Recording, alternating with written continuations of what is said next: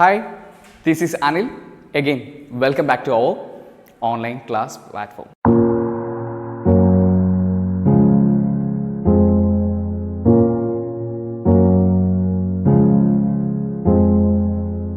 Hello everyone. On the last video, we had started a lesson named The Best Investment I Ever Made. The narrator or the author was traveling in a ship and he noticed someone is watching him. He inquired about those people and found the details. Mr. and Mrs. John S. are watching our narrator, and Mrs. S. forcefully directed Mr. John to the narrator for making a conversation. Those things are we said in the last class. Today we are moving on the next few paragraphs from this chapter. Without wasting a moment, let's roll on.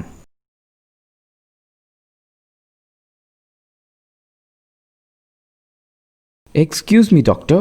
I wonder if I might introduce myself. He spoke almost breathlessly. അങ്ങനെ ഭാര്യയുടെ നിർബന്ധപൂർവം അല്ലെങ്കിൽ ഭാര്യയുടെ നിർബന്ധത്തിന് വഴങ്ങി അയാൾ നമ്മളുടെ നരേറ്ററുടെ അടുത്തേക്ക് വന്നു. എന്നിട്ട് അദ്ദേഹം പറഞ്ഞു, ഡോക്ടർ, ഞാൻ എന്നെ തന്നെ ഒന്ന് ഇൻട്രൊഡ്യൂസ് ചെയ്യണമെന്ന് ആഗ്രഹിക്കുന്നു എന്ന് നമ്മളുടെ ഡോക്ടറോട് അല്ലെങ്കിൽ നരേറ്ററിനോട് അയാൾ പറഞ്ഞു. ഹി സ്പോക്ക് ഓൾമോസ്റ്റ് ബ്രെത്ത്ലെസ്ലി, ശ്വാസം പിടിച്ചുകൊണ്ട് അല്ലെങ്കിൽ ആ ശ്വാസം എടുക്കാൻ ബുദ്ധിമുട്ടുള്ള ആളെപ്പോലെ വളരെ നെർവസ് ആയിട്ടാണ് അദ്ദേഹം സംസാരിച്ചത്. Offering me the visiting card he held in his hand and studying my face to see if the name meant anything to me. അതോടൊപ്പം സംഭവിച്ചൊരു കാര്യം, അദ്ദേഹത്തിൻ്റെ കയ്യിലുണ്ടായിരുന്ന അദ്ദേഹത്തിൻ്റെ വിസിറ്റിംഗ് കാർഡ് നമ്മളുടെ നരേറ്ററുടെ കയ്യിലേക്ക് അദ്ദേഹം വെച്ചു കൊടുത്തു. എന്നിട്ട് നരേറ്റർ ആ വിസിറ്റിംഗ് കാർഡ് വായിച്ചു നോക്കുന്നതിനിടയിൽ ആ പേര് കാണുമ്പോൾ എന്തെങ്കിലും ഭാവവ്യത്യാസം ഉണ്ടാകുന്നുണ്ടോ എന്നും കൂടി ആ വ്യക്തി മിസ്റ്റർ ജോൺ നമ്മളുടെ ഡോക്ടറുടെ മുഖത്തേക്ക് നോക്കുന്നുണ്ടായിരുന്നു. എന്തെങ്കിലും ഭാവവ്യത്യാസങ്ങൾ ഉണ്ടാകുന്നുണ്ടോ എന്ന് ശ്രദ്ധിക്കുന്നുണ്ടായിരുന്നു. Then as it plainly did not, he went on with the same awkwardness. അപ്പോൾ ആ ഒരു പേര് കണ്ടപ്പോൾ പ്രത്യേകിച്ച് ഭാവവ്യത്യാസങ്ങളൊന്നുമില്ല എന്ന് മനസ്സിലാക്കിയപ്പോൾ ആ പഴയ പ്രയാസത്തോടു കൂടി തന്നെ, ആ സംസാരിക്കാൻ എത്ര ബുദ്ധിമുട്ടിയിരുന്നോ ആ പ്രയാസത്തോടു കൂടി തന്നെ അയാൾ അദ്ദേഹത്തെ നോക്കി. ഓക്വേർഡ്നെസ് എന്ന് പറഞ്ഞിട്ടുണ്ടെങ്കിൽ നെർവസ്നെസ് അല്ലെങ്കിൽ ഡിഫിക്കൽട്ടി എന്നുള്ളതാണ് അതിൻ്റെ അർത്ഥം. If you could spare A few minutes, വീണ്ടും അദ്ദേഹം പറഞ്ഞു തുടങ്ങി, കുറച്ച് സമയം നിങ്ങൾക്ക് ബുദ്ധിമുട്ടില്ല എന്നുണ്ടെങ്കിൽ കുറച്ച് സമയം ഞങ്ങളുടെ കൂടെ ചിലവഴിക്കാൻ കഴിയുമോ? My wife and I would like to have a word with you. ഞങ്ങൾക്ക് നിങ്ങളോട് കുറച്ച് കാര്യങ്ങൾ സംസാരിക്കാനുണ്ട് എന്ന് അദ്ദേഹം നമ്മളുടെ നരേറ്ററിൻ്റെ അടുത്ത് പറഞ്ഞു. So on the fourth paragraph, actually, the person, Mr. John, has reached our doctor and he just started a conversation. He said that he just want to introduce himself to our doctor. Again, Mr. John was keenly observing our doctor. He handed over a visiting card of him.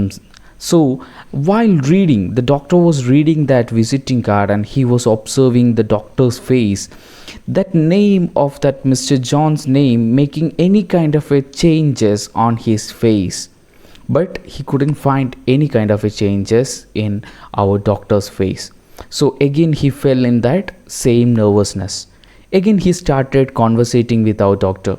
He said that he just want to share or he just want to spend a few moment with our doctor, and he just want to talk, and not only him, like his wife and him want to talk a few things with our doctor. So with completely some kind of a nervousness, he just completed that conversation with our doctor or the narrator. Particularly in this paragraph was showing some kind of a relationship had between these two people, Mr. John and the narrator. Some kind of an incident, past incidents happened in between them. So this is the turning point of this narration or the story. A moment later, I was occupying the vacant chair beside them. അങ്ങനെ കുറച്ച് സമയങ്ങൾക്ക് ശേഷം narrator അല്ലെങ്കിൽ doctor അവരുടെ അടുത്ത് പോയി ഒരു ഒഴിഞ്ഞ കസേരയിൽ ഇരുന്നു. Haltingly he told me that this had been their first visit to America. വളരെ മുറിഞ്ഞു പോകുന്ന ആ വാക്കുകളോടുകൂടി അദ്ദേഹം പറഞ്ഞു ഇത് അവരുടെ അമേരിക്കയിലേക്ക് ഉണ്ടായിരുന്ന ആദ്യത്തെ യാത്രയായിരുന്നു. It was not entirely a holiday trip. ഒരിക്കലും അതൊരു വിനോദപരമായിട്ടുള്ള ഒരു യാത്രയായിരുന്നില്ല. They had been making a tour of the New England states, inspecting many of the summer recreational camps for young people there. അവർ അമേരിക്കയിലെ ന്യൂ ഇംഗ്ലണ്ട് സ്റ്റേറ്റുകളിലൂടെ അവിടെ ചെറുപ്പക്കാർക്ക് വേണ്ടി നടപ്പിലാക്കുന്ന വിനോദ പരിപാടികൾ അല്ലെങ്കിൽ വിനോദ ക്യാമ്പുകളെക്കുറിച്ച് അറിയുവാനും അതിനെക്കുറിച്ച് പഠിക്കുവാനുമായിരുന്നു അവർ പോയിരുന്നത്. Afterwards, they had visited settlement houses in New York and other cities too. അതുപോലെ തന്നെ അതിനുശേഷം ആ ന്യൂയോർക്ക് സിറ്റിയിലുമൊക്കെ ഉണ്ടായിരുന്ന സെറ്റിൽമെൻറ്റ് ഹൗസസ് പുനരധിവാസ കേന്ദ്രങ്ങളിലൂടെയും അവർ യാത്രകൾ നടത്തി. Study the method employed in dealing with the cases backward maladjusted and delinquent youth. അപ്പോൾ ആ ഒരു യാത്രയുടെ ലക്ഷ്യമെന്ന് പറയുന്നത് എങ്ങനെയാണ് ഈ പുനരധിവാസ കേന്ദ്രങ്ങളിൽ സമൂഹവുമായിട്ട് ഒട്ടും പൊരുത്തപ്പെട്ടു പോകാൻ കഴിയാത്ത ആ കുട്ടികളെ എങ്ങനെയാണ് അവർ ട്രീറ്റ് ചെയ്യുന്നത് എന്നതിനെക്കുറിച്ച് പഠിക്കാനും അതുപോലെ തന്നെ ക്രിമിനൽ സ്വഭാവമുള്ള ആൾക്കാരെയൊക്കെ എങ്ങനെയാണ് അവർ കൈകാര്യം ചെയ്യുന്നത് എന്നതിനെക്കുറിച്ചൊക്കെ പഠിക്കുക എന്നുള്ളതായിരുന്നു അവരുടെ യാത്രയുടെ ലക്ഷ്യമെന്ന് പറയുന്നത്. After A moment the narrator joined with mister and Mrs John. Then they started their conversation. Mr. John said that was the first time they visited America. And the visit was not a holiday trip. Actually, they went for some other kind of a aims. And they just visited the New England states in America and they studied how the summer camps, recreational summer camps for youth are running over there. And they just went to the settlement houses and they studied what kind of a methods the people are using to making the maladjusted and delinquent kids or youth to make them comfortable on this society. ഈ ഒരു പാരഗ്രാഫിലൂടെ സത്യത്തിൽ mister ജോണിൻ്റെയും അതുപോലത്തെ Mrs ജോണിൻ്റെയും ഒക്കെ ജോലി അല്ലെങ്കിൽ അവർ ചെയ്യാൻ പോകുന്ന കാര്യങ്ങൾ എന്തൊക്കെയാണ് എന്നുള്ളതാണ്, അല്ലെങ്കിൽ അവർ ചെയ്തുകൊണ്ടിരിക്കുന്ന കാര്യങ്ങൾ എന്തൊക്കെയാണ് എന്ന ഒരു ഇൻട്രൊഡക്ഷനാണ് സത്യത്തിൽ എഴുത്തുകാരൻ നമ്മളുടെ മുന്നിലേക്ക് വെക്കുന്നത്. കാരണം ചെറുപ്പക്കാരുടെ പ്രശ്നങ്ങളെക്കുറിച്ച് പഠിക്കുകയും ചെറുപ്പക്കാരെക്കുറിച്ച് പഠിക്കുകയും ഒക്കെ ചെയ്യുന്നവർ എന്തെങ്കിലും ഒരു തരത്തിലുള്ള ചെറുപ്പക്കാരുമായി ബന്ധപ്പെട്ട് അതുമല്ലെങ്കിൽ ക്രിമിനൽ സ്വഭാവമുള്ള ആൾക്കാരുമായി ബന്ധപ്പെട്ട എന്തോ ഒരു ജോലിയാണ് അവർ ചെയ്യുന്നത് എന്നതിൻ്റെ ഒരു ഇൻട്രൊഡക്ഷനാണ് സത്യത്തിൽ ഈ പാരഗ്രാഫിലൂടെ നമുക്ക് തരുന്നത്. There was in his voice and manner, indeed in his whole personality, a genuine enthusiasm that was disarming. അങ്ങനെ മിസ്റ്റർ ജോൺ സംസാരിക്കാൻ തുടങ്ങിക്കഴിഞ്ഞപ്പോൾ അദ്ദേഹത്തിൻ്റെ ആ പേഴ്സണാലിറ്റിയും അദ്ദേഹത്തിൻ്റെ ശബ്ദവും അതുപോലെ തന്നെ അദ്ദേഹത്തിൻ്റെ മാനറിസംസും ഒക്കെ നരേറ്ററിൻ്റെ ഉള്ളിൽ ഒരു ഇംപ്രഷൻ ഉണ്ടാക്കാൻ വേണ്ടി കഴിഞ്ഞു. അദ്ദേഹത്തിന് ആ മിസ്റ്റർ ജോൺ എന്ന് പറയുന്ന വ്യക്തിയോട് ഒരു ഇഷ്ടം തോന്നി തുടങ്ങി. I found myself liking him instinctively. ഒരു നാച്ചുറലായിട്ടുള്ള ഒരു ഇഷ്ടം അദ്ദേഹത്തിന് മിസ്റ്റർ ജോണിനോട് തോന്നി തുടങ്ങി. ക്വസ്റ്റ്യനിങ് ഹിം ഫോർദർ, കുറച്ചുകൂടി ചോദ്യങ്ങൾ അദ്ദേഹത്തോട് ചോദിച്ചു കഴിഞ്ഞപ്പോൾ I learned that he and his wife had been active for the past 15 years in the field of youth welfare. അങ്ങനെ കുറച്ചുകൂടി കാര്യങ്ങൾ മിസ്റ്റർ ജോണിനോട് ചോദിച്ചു കഴിഞ്ഞപ്പോൾ അവരിൽ നിന്ന് മനസ്സിലാക്കാൻ കഴിഞ്ഞ കാര്യം ഇതാണ്. കഴിഞ്ഞ 15 വർഷക്കാലമായി മിസ്റ്റർ ജോണും അദ്ദേഹത്തിൻ്റെ ഭാര്യയും യുവജനങ്ങളുടെ ക്ഷേമത്തിനായി പ്രവർത്തിക്കുന്നവരാണ് എന്ന കാര്യം മനസ്സിലാക്കി. He was by profession a solicitor. ഒരു പ്രൊഫഷൻ വൈസ് നോക്കുകയാണെങ്കിൽ മിസ്റ്റർ ജോൺ എന്ന് പറയുന്ന ഒരു സോളിസിറ്ററാണ്, അല്ലെങ്കിൽ ഒരു ലോയറാണ്, ഒരു അഡ്വക്കേറ്റാണ്. But in addition to his practice at the courts found time to act as a director of charitable organisation to devoted to the care of boys and girls. അങ്ങനെ കോടതിയുടെ ആ സമയം കഴിഞ്ഞു കഴിഞ്ഞാൽ, കോടതിയിലെ ജോലിക്ക് ശേഷം ആ ഒരു സമയത്തിനപ്പുറത്തേക്ക് സമയം കണ്ടെത്തുകയും അതിനുശേഷം അദ്ദേഹം ഒരു വെൽഫെയർ, ഒരു ഓർഗനൈസേഷൻ, ഒരു സംഘടനയുടെ, അതായത് യുവജനങ്ങളുടെ ക്ഷേമത്തിന് വേണ്ടി പ്രവർത്തിക്കുന്ന ഒരു ചാരിറ്റി സംഘടനയുടെ ഡയറക്ടറായിട്ട് അദ്ദേഹം വർക്ക് ചെയ്യുന്നത് അല്ലെങ്കിൽ അതിനുവേണ്ടി പ്രവർത്തിക്കുന്നതായിട്ട് അറിയാൻ വേണ്ടി കഴിഞ്ഞു. Care of boys and girls, അവിടെ ബോയ്സിനും ഗേൾസിനും ഒക്കെ കെയർ കൊടുക്കുന്ന ഒരു ചാരിറ്റബിൾ സംഘടനയുടെ ഡയറക്ടർ കൂടിയായിരുന്നു ഈ പറയുന്ന മിസ്റ്റർ ജോൺ.